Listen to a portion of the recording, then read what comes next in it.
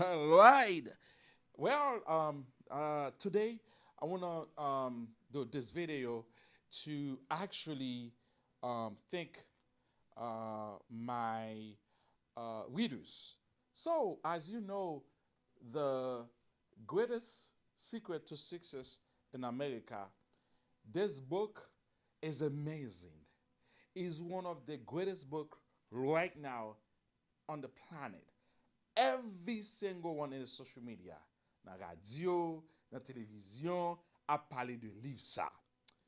Mesdames et messieurs, it is such an amazing journey for me. And I feel like very happy and excited. Never in my life that I feel so honored. I feel so I'm humble and I appreciate you and then for purchase my book. Now, come with me for this second. So this book is very important. Why? Because livre ça, c'est pas seulement pour haïtiens, mais c'est pour toute nation dans le monde entier. Objectif moi, goal moi, best-seller.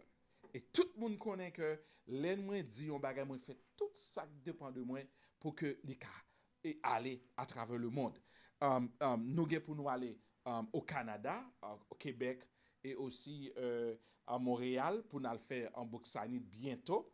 Et moi gagné aussi Fabienne Cola et aussi moi gagné et Abner Saint-Elmy, monsieur Abner Saint-Elmy et Georges Dudreau et d'autres amis l'autre bois côté que il y a tant de moins pour mal faire book signing ça pour mal faire vente signature pour eux au Canada. Mais et mon à Paris yo. Et il y a tant de moins tout et en Afrique et Haïti, Saint-Domingue, tout côté qui gagne les Bahamas qui gagne haïtien et nous gagne mon New York qui a demandé pour nous venir faire 20 signatures pour eux. Et l'autre côté l'autre endroit a demandé Sorel, when are you coming over in my state, in my city? Or when you gonna have your book tour?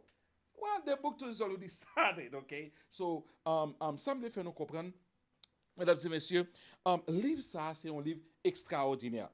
Gen yon ti pense ki mwen ekri dan mwen pataje la veyo The Greatest Secrets to Success in America or in American in immigrant's journey. Now, procrastination is the most dangerous disease in the world, stopping us from achieving our most important goals in life. And it is a very bad habit we must overcome. Ki moun ki ekri kote sa? Jean Sorel.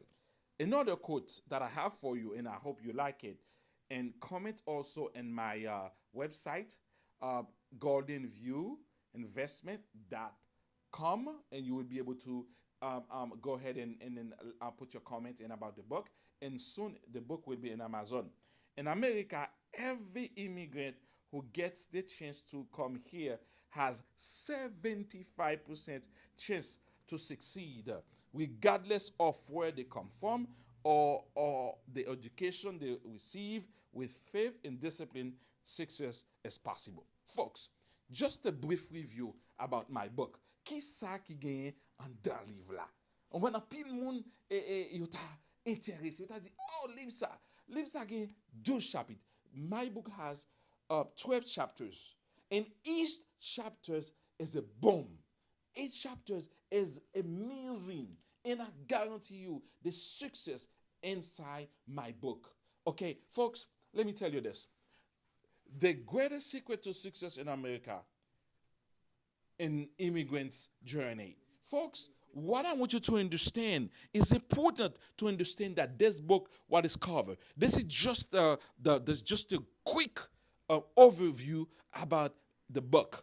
And also, before I go further, before I forget about this video, I would like to thank all sponsors and also the people that endorse my book, that believe in the work, that believe in the journey, and then encourage other readers, encourage other people to read my book.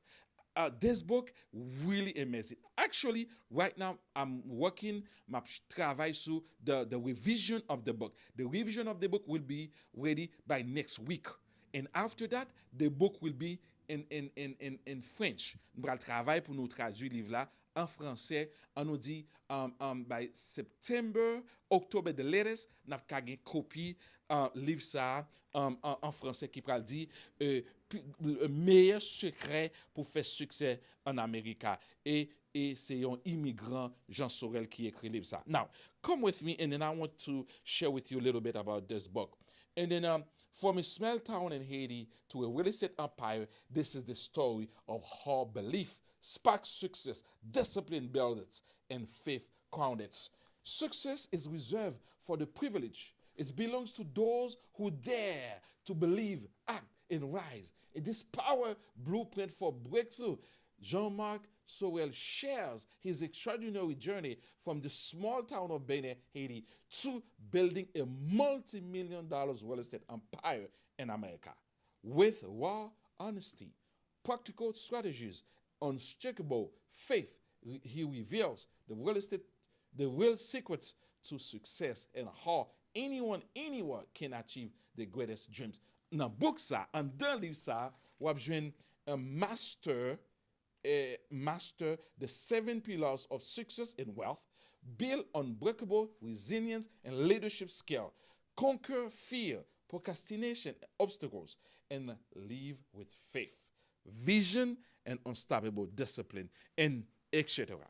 So this is one of the endorser, Mr. Preston Jean-Claude, CEO of Pro-America Clinic and Chairman Haitian American Chamber of Commerce in Florida, Hawkoff says about this book. He says, Jean-Marc Sorel is a living testament to the power of vision, discipline, and divine purpose. His book is not just a memoir, it is a strategic life manual filled with practical wisdom and spiritual guidance from the rural heart of Benin to the executive boardrooms of Miami. Jean-Marc's journey mirrors the dreams of thousands in our community. I proudly endorse this work as essential reading for every Haitian American entrepreneur and beyond. It's more than a story, it is a movement. Thank you so much, Mr. Princeton Jean-Claude, and I appreciate that. Folks, my friends, my current readers and my future readers, tout moun kap li liv mwen yo, kap achete yo, kap supporte mwen, thank you so much. It's only $25.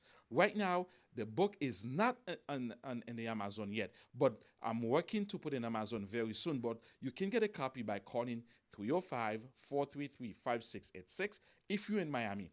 If you Broward, Palm Beach, and the other area, 954-234-2878. And if you're Orlando or Tampa, Jacksonville, it's 407-403-5454 and then 305-433-5686 pour Miami. Broward Palm Beach, 954-234-2878 and Orlando, 407-403-5454. Mesdames et messieurs, on nous fait succès. Un sot qui baille, imbécile qui pas prêt. So, si vous besoin lever à terre, ou besoin faire succès, ou besoin changer la vie, dans 1 an, dans 2 ans, dans 3 ans, dans 4 ans, maximum 5 years, 5 ans, this is it. The greatest secret to success in America. On change la vie, nous. On nous lever à terre. On nous faire succès ensemble, and then see you at the top. May God bless you. Enjoy, share, like, partager. Merci. Thank you. Thanks, everybody.